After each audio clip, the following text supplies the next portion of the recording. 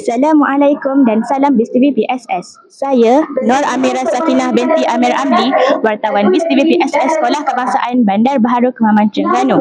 Pada hari ini, 16 Februari 2025, merupakan hari pertama bermulanya sesi persekolahan yang baru. Jom, mari sama-sama kita saksikan.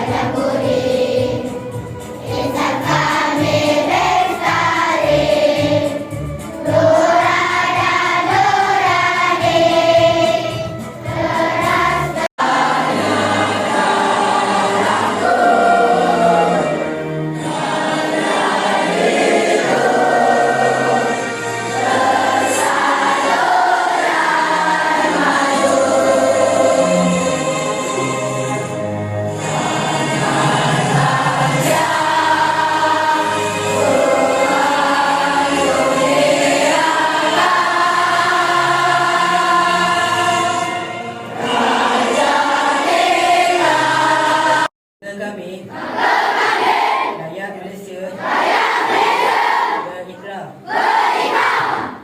akan menumpukan seluruh tenaga dan usaha kami untuk mencapai cita-cita tersebut berdasarkan atas prinsip-prinsip yang berikut: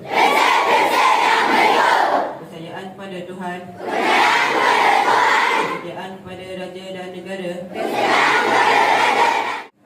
yang telah dilantik.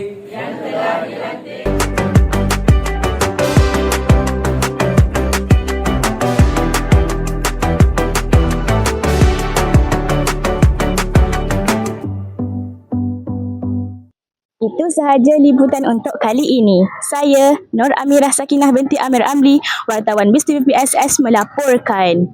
Your best buddy.